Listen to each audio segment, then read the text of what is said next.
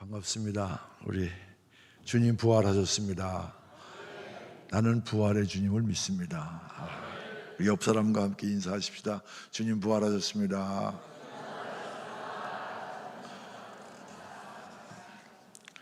그래요, 부활절인데 오늘 함께 예배하는 사랑하는 모든 성도들 부활의 주님을 만나고 새로워지는 귀한 은혜와 축복이 넘치시기를 바랍니다. 기독교를 가리켜서 부활의 종교라 그렇게 말합니다.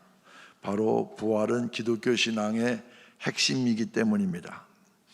이 부활이 없다면 사도 바울이 말한 것처럼 이 세상의 삶이 다이고 부활이 없다면 믿는 사람처럼 불쌍하고 엉뚱한 존재는 없을 거예요. 오늘 이 시간 우리 열심히 부활이 없다면, 영생이 없다면 TV 봐야지 뭐 들어 여기 와 앉아 있습니까? 남 놓을 때, 남 일할 때 우리는 열심히 예배하고 성경 공부하고 신앙생활 하잖아요. 그만큼 기독교 신앙은 사실 부활이 그 중심에 놓여 있습니다. 그런데 이 부활은 어떤 의미가 있습니까? 저는 부활이란 삶의 중심을 바꿔놓은 결정적 사건이다, 그렇게 말씀드리고 싶습니다. 마치 지동설이 천동설을 대체했던 것처럼 부활은 인간의 자기중심적인 삶의 스타일을 하나님 중심의 삶으로 바꿔놓는 시간입니다. 부활이 없었다면 인간은 만물의 중심은 인간이다 하면서 끊임없이 교만하게 살아왔을 것입니다. 그러나 부활이 있기에 만물의 중심은 하나님이다, 우리가 그렇게 말할 수 있게 된 것입니다. 만물의 중심이 하나님이라는 것은 무슨 뜻입니까? 하나님께서 이 역사를 주관하고 계시다는 것입니다. 역사는 하나님께서 주관하십니다. 그러므로 부활하신 예수 그리스도를 만난 성도는 역사의 주관자이신 하나님의 뜻대로 살아야 합니다. 오늘 말씀을 통해서 부활하신 주님께서 부활을 믿는다고 고백하는 성도들에게 무엇을 원하고 계신지를 깨닫는 귀한 은혜가 함께 하시기를 주님의 이름으로 축원합니다. 안식일이 지나자 막달라 마리아와 야고보의 어머니 마리아와 살로메는 33살의 젊디 젊은 나이에 돌아가신 예수님의 장례 제대로 치러드리지도 못했죠. 그래서 이른 아침에 예수님의 무덤을 찾아갔습니다. 그들은 무덤 입구를 막고 있는 돌을 어떻게 치울까를 생각하며 무덤을 향해 갔는데, 왜냐하면 이 돌은 몇 사람이 쉽게 치울 수 있는 그런 크기가 아니었기 때문입니다. 근데 막상 무덤 앞에 이르고 보니 무덤을 막고 있던 돌문은 누군가에 의해서 옮겨진 상태였습니다. 그리고 무덤은 비어 있었습니다. 예수님의 시신은 무덤 안에 없었습니다. 빈 무덤을 본 여인들은 놀라지 않을 수가 없었습니다. 그들은 더 깊은 어두움, 더 깊은 슬픔, 더 깊은 절망에 쌓이게 되었습니다.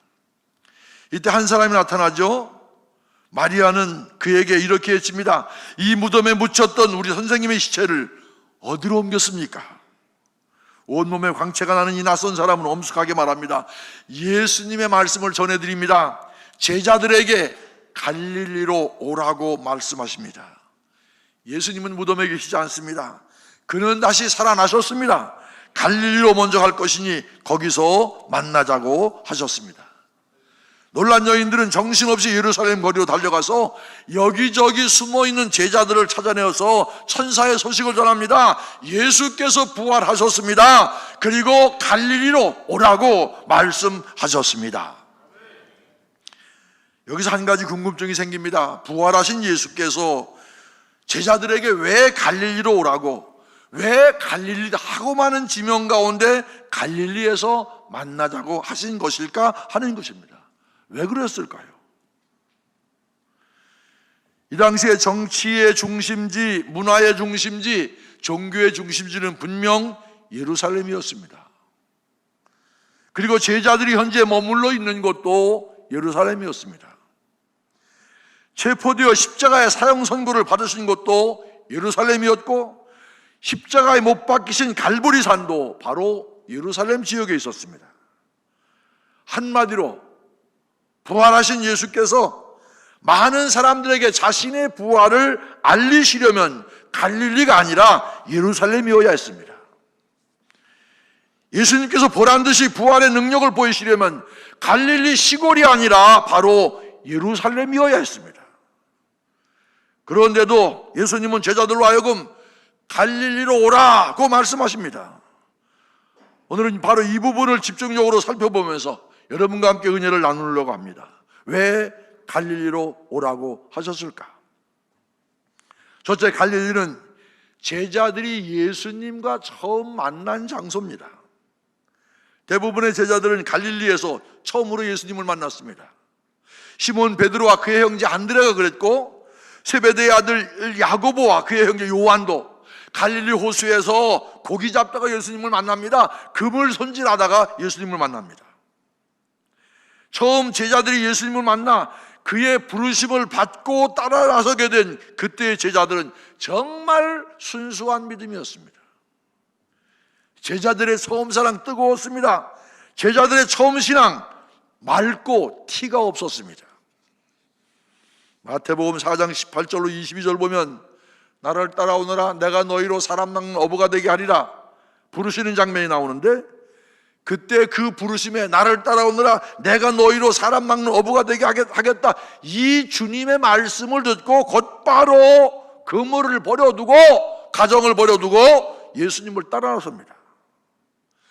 얼마나 주님의 부르심에 감동했으면, 얼마나 주님이 나를 불러주신 것에 감격했으면 생업을 과감히 버려두고 가정을 버려두고 주님을 따라 나섰겠습니까? 이거 결코 쉬운 일 아닙니다.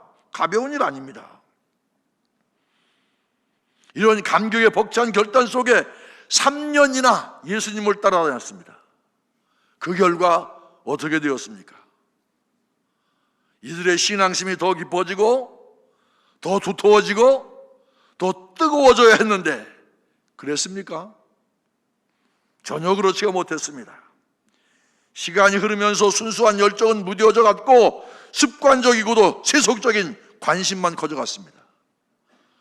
어떤 제자는 3년 동안 주님 따라다니고 나서 돈에 어두워서 스승 예수를 은 30냥에 팔아버립니다.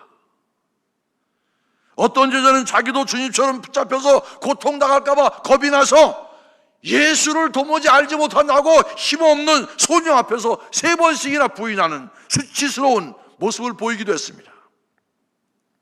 서로 높은 자리, 권력 있는 자리에 앉으려고 자리 다툼하는 제자가 있는가 하면 창검이 한 번 번쩍일 때마다 십자가를 등지고 도망치며 숨기에 바쁜 가련한 제자들도 많았습니다.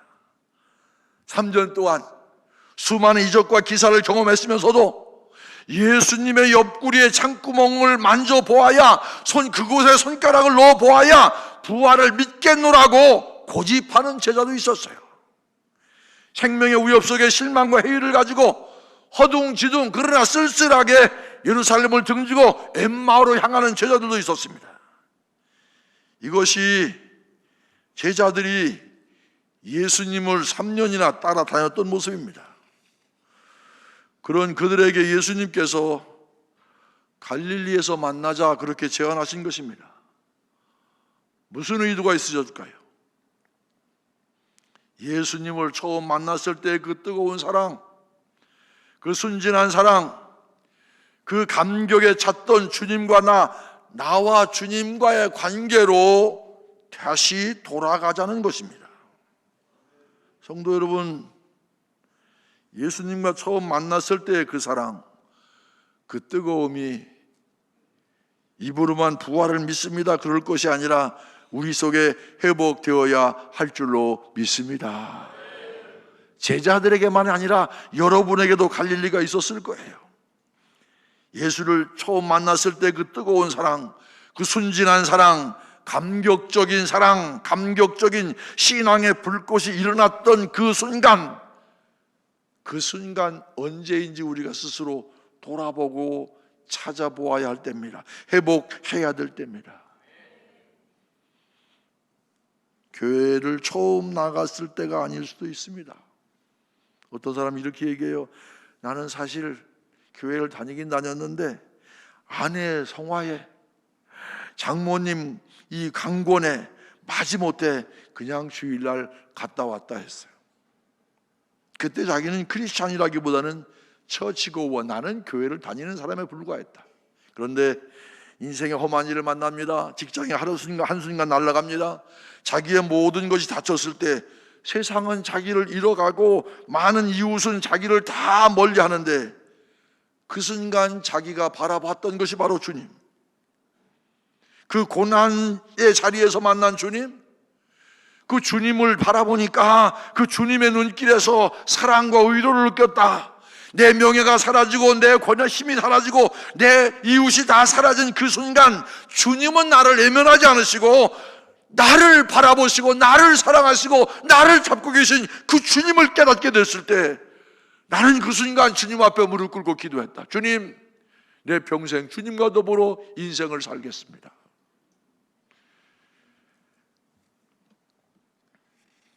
여러분의 갈 일은 어디입니까?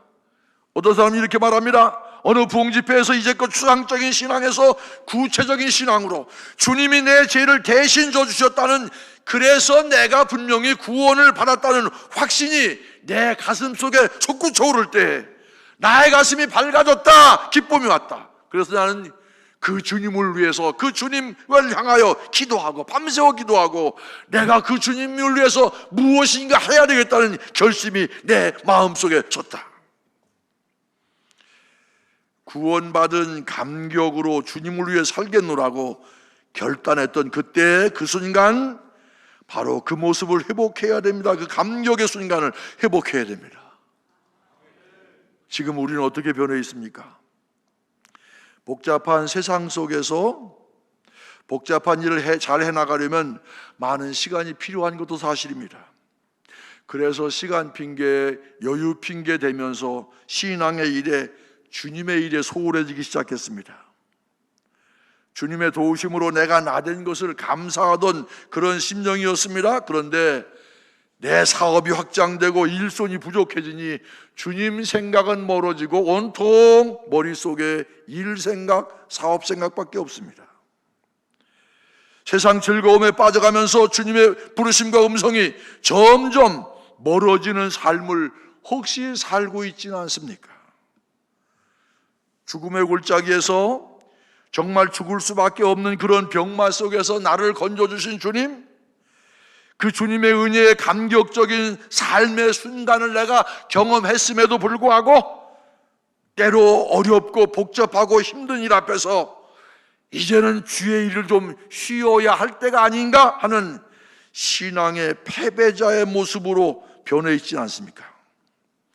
시간이 흐르면서 우리의 신앙도 성숙해져야 될 신앙인데, 순수성을 잃어갔던 제자들처럼 우리의 신앙도 해갈수록 알차게 결실을 맺기보다는 계산하고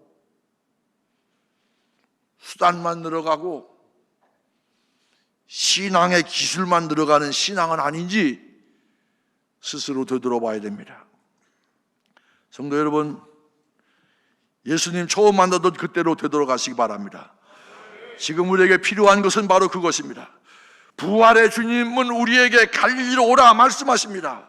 갈릴리로 갑시다. 그리고 부활의 주님을 만납시다. 물질과 명예와 이기심과 정욕으로 꽉 찬 마음문을 활짝 열고 갈릴리의 예수를 영접하는 회개의 역사, 그 역사 속에서 부활의 주님은 다시 한번 첫세상을 회복하는 우리에게 감격도 주시고 은혜도 주시고 비전과 능력도 허락해 주실 줄로 믿습니다. 두 번째, 제자들에게 갈릴리로 오라고 말씀하신 것은 새로운 진격을 위한 일시 후퇴를 뜻합니다. 이미 말씀드린 바와 같이 단순하게 생각하면 원수들은, 예수님을 죽인 원수들은 다 예루살렘에 모여 있었습니다. 부패한 헤롯의 권력도, 해칠한 무덤과 같은 바리새인도, 침략자 로마의 군대도, 예수를 십자가에 못 박아 매단 모든 세력은 다 예루살렘에 있었습니다. 그러므로 부활한 기적의 주인공이 제자들을 거느리고 원수들을 반격할 만한 곳이라면 마땅하게도 당연하게도 그곳은 예루살렘이어야 했습니다. 그런데 어찌하여 부활하신 예수님께서는 현재 예루살렘에 있는 제자들 오히려 북쪽 멀리 떨어진 갈릴리로 후퇴를 시키셨을까요? 결론부터 말씀드리자면 새로운 출발을 위한 준비를 하기 위해서였습니다. 이것이 흔히 사회에서 보는 정치운동이나 혁명운동과는 근본적으로 철학을 달리하는 예수님의 복음운동의 성격입니다. 예수님 당시에도 애국자, 독립지사, 반예루살렘 운동은 없지 않았습니다. 헤롯파, 에세네파, 쿰란파, 바리스파가 있었고 그 중에 마카비 형제는 세력을 모아서 한때 예루살렘을 점령하고 예루살렘을 탈환하기도 했었습니다. 바로 많은 사람들이 심지어 예수님의 제자들까지도 예수를 그런 독립투사의 하나로 보았습니다. 그러나 만일 예수께서 동지를 규합하여 애국의 세력에 저항하였거나 헤롯 땅이나 제사장 같은 국내 부패 세력과 실력 대결하는 정도로 끝났다면 이미 2000년 전에 예수의 이름은 사라지고 말았을 것입니다. 정치 세력에 야합하거나 편승하는 종교, 바로 그 정치 세력과 더불어 운명을 같이 할 수밖에 없기 때문입니다. 그러나 모든 애국지사들이 예루살렘을 미워하고 예루살렘을 원수로 삼고 예루살렘으로의 진격을 꿈꾸고 있을 때 예수님은 그러지 않았습니다. 예루살렘아 예루살렘아 하시면서 안타까운 마음을 가지고 눈물을 흘리셨습니다. 얄미운 바리새인들, 안 입고 온 헤롯 땅, 그리고 위선적인 제사장들을 보면 증오심이 가슴 깊은 곳에서부터 솟구쳐 올라왔지만, 그러나 예수님께서는 자기를 십자가에 못 박는 무례한들을 내려다보면서 말씀하십니다. 아버지여, 저들이 하는 사람들의 죄를 용서하여 주옵소서. 저들은 자기의 하는 일을 알지 못하나이다. 죄는 미워하지만 그러나 인간의 생명을 철저하게 사랑하시는 예수님의 신념이 좁은 예루살렘에서 옥신각신하고 밀고 밀리며 싸우다가 없어지지 아니하고 갈릴리로 후퇴하여 전 세계를 향하여 승리의 대행군을 하게 된 것입니다. 성도 여러분, 요즘 세상 어떻게 돌아가고 있는지 잘 살펴보세요. 정직한 사람은 융통성이 없다며 사람 취급하지 않습니다. 교활한 사람들이 판을 치고 있습니다. 왜 내가 설교하는데 국회의원들이 앉아 있어갖고 이 설교 원고가 참 읽기가 어려운데. 정치 지도자라고 하는 사람들은 진영 논리에 사로잡혀서 도무지 백성을 편안하게 미래의 비전을 가지고 희망차게 나아가게 하기는커녕 매일 답답하고 우울하게 합니다. 죄송하지만 거리에 나보던 현수막 정말 짜증나게 합니다. 자기들이 한 것 홍보나 하지 왜 상대방을 비난합니까? 비난하는 그 사람은 욕먹을 일 없습니까? 저들은 국민들을 너무 무시하고 있습니다. 상반된 진영 논리, 현수막 하나로 쉽게 따라올 거라 착각합니다. 작년에 한 해를 정리하면서 교수들이 선정한 사자성어가 뭐였습니까? 과이불개, 잘못하고도 고치지 않는 것이 잘못이라는 겁니다. 서로 상대방에게만 고치라고 합니다. 내로남불입니다. 참 국민은 피로가 쌓여갑니다. 모두들 자기 의에 사로잡혀 있어요. 나만 옳다는 것입니다. 이거 참 피곤한 거예요. 제가 44년 목회하고 춘천중학교 31년 목회했는데 제일 은혜 받기 어려운 사람이 자기 의가 강한 사람. 나 정도 되면 그냥 준수한 거지 이러면서 신앙생활하는 사람 참 은혜 받기 힘들어요. 내가 죄인이라고 생각할 때 하나님의 은혜가 부어지는 거지. 정말 똑똑한 사람, 아유 그만하자. 자기만 옳다고 하는 것, 좋은 머리로 사기치는 사람들이 판을 칩니다. 시기와 장소, 상황에 따라 말을 바꾸는 믿을 수 없는 지도자들이 세상에 더 없는 애국자처럼 행동합니다. 경제가 어려운데 서로 남의 탓만 합니다. 야당 탓만 하고 여당 탓만 하고 노동자 탓만 하고 기업주 탓만 합니다. 얽힌 실타래처럼 보입니다. 정말 우리가 안타까운 것은 우리 사회가 이렇게 갈등이 깊었던 때가 있었는가 하는 그런 생각 듭니다. 지도자들이 험이 있을 수도 있어요. 그런데요, 사람 역량에 대한 평가는 뒷전이고 무슨 청문회, 인사청문회 이런 거 할 때 보면 사돈의 팔촌의 율리까지 윤리 잣대로 그냥 난도지. 일꾼 뽑는 건지 도덕군자 뽑는 건지 알 수가 없어요. 물론 인성 중요합니다. 근데 그게 다는 아니지 않습니까? 나를 재는 잣대와 남을 재는 잣대가 똑같아야, 그래야 지도자를 우리가 신뢰하고 따라갈 것 아닙니까? 화가 나지요. 밉기도 하지요. 때로 한바탕 싸워보고 싶기도 하지요. 억울하기도 하지요. 분하기도 하지요. 바로 그때 예수님께서 말씀하십니다. 갈릴리에서 만나자. 예루살렘이 아니라 갈릴리에서 만나자. 이 음성을 들어야 합니다. 싸우는 것만이 능사가 아닙니다. 자신의 옳음을 주장하는 것만이 최선이 아닙니다. 대쪽까지 밀고 나가는 것만이 능사가 아닙니다. 무엇을 가지고 승부하느냐가 더 중요합니다. 이미 말씀드렸던 것처럼 예수님은 마지막 순간까지 용서의 기도를 드리셨습니다. 자기를 십자가에 못 박는 사람들을 품는 기도를 하셨습니다. 오늘 우리에게 필요한 삶의 자세가 있다면 바로 이와 같은 예수님의 모습이 아니겠습니까? 원수를 사랑하고 핍박하는 자를 위해 기도하는 자세, 미워하고 갈등하기보다는 품고 기도하는 것, 이것이 필요한 때입니다. 투쟁하고 싶지만 먼저 기도하는 것이 신앙의 성도의 일입니다. 좀 품는 모습을 보여줬으면 좋겠어요. 목회하다 보면 이 사람 저 사람, 나와 뜻을 같이 하는 사람, 나와 뜻을 달리하는 사람 많죠. 그래도 품어야 합니다. 품으니까 내가 산교에서 31년 목회를 했지. 품어야 돼요. 세상 지도도 마찬가지예요. 맨 TV 보면 피 터지게 싸우는 모습 아니에요. 생각이 다르더라도 품어주는 지도자, 그런 지도자가 우리는 그립습니다. 이렇게 말하면 서로 다르게 생각합니다. 그래, 내가 품어야지. 서로 내가 품으라는 얘기예요. 무슨 얘기하는지 나도 모르게. 여러분, 품는 것, 나와 좀 다르더라도 품는 것, 이것이 바로 예수의 모습이 아니겠습니까? 이런 자세를 가지고 살아감으로 부활의 주님을 능히 증거하는 성도 여러분의 삶이 되시기를 바랍니다. 마지막으로 부활하신 그리스도께서 제자들은 갈릴리로 오라고 하신 뜻, 조용한 대화를 원하셨습니다. 그리스도인의 기본적인 준비는 예수와의 만남입니다. 바로 갈릴리의 대화입니다. 조용하게 나의 과거를 정리해보고 나의 현재의 상황을 냉정하게 분석해보고 나의 남은 시간들을 어떻게 쓸 것인가, 어떻게 보낼 것인가를 결정하는 갈릴리의 대화가 필요합니다.